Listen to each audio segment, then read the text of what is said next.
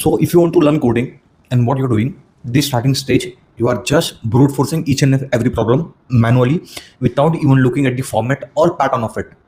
So होगा क्या? You will struggle a lot behind each and every problem, and this will definitely take your lots of time. So today, by taking an example, I'll show you how pattern recognition technique can help you a lot, saving your time as well as your logic behind each and every problem. So एक problem है, simple R है, ठीक है, and target value is 8. Now what we have to do, we have to find the sum any two number so that their sum should be equals to 8.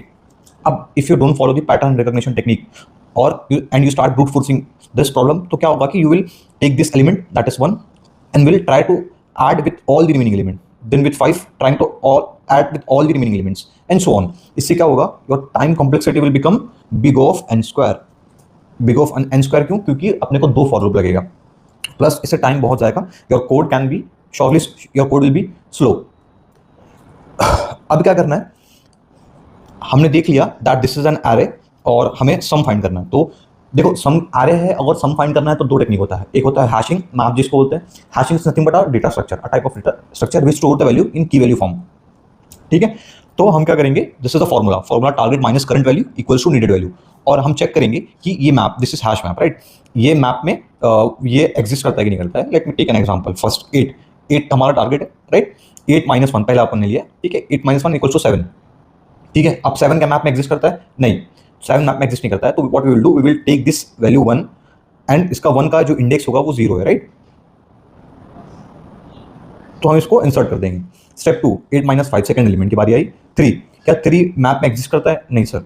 सो हम क्या करेंगे, 5 का index number क्या है? 1 add कर दिया हैश में.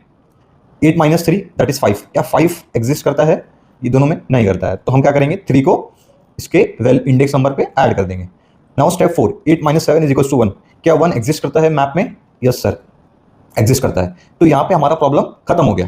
तो 7 जो है, 7 कौन से उस पे है? इंडेक्स नंबर 3 हमने यहाँ पे लिखा और 4 स्टेप में हमारा सम खत्म हो गया. यहाँ पे नाउ हमने स्टॉप कर दिया.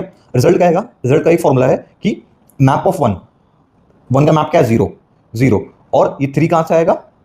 हमने कहाँ पे एंड किया? हमने यहाँ पे, लास्ट ये हमारा था, हमने यहाँ पे एंड किया. अगर हम यहाँ पे एंड करते तो 2 आता, अगर यहाँ पे एंड करते तो 1 आता. तो हमने यहाँ पे एंड किया, राइट. सो 3 मैप ऑफ 1 क्या है? की का वैल्यू क्या है? 0, ठीक है. 1 का वैल्यू मैप में 0,3. 0,3 क्या है? 0 इज 1, 3 is 7. 7 + 1 कितना हो गया? 8. We got the sum of 2 number exactly. So ये 4 स्टेप में पूरा सम हो गया, instead of going for more than 10-20 steps just to get 2 number. So this is how one should start approaching problem instead of randomly. Then random approach करने के बाद it is not a coding problem, it is just guessing. So thanks for watching.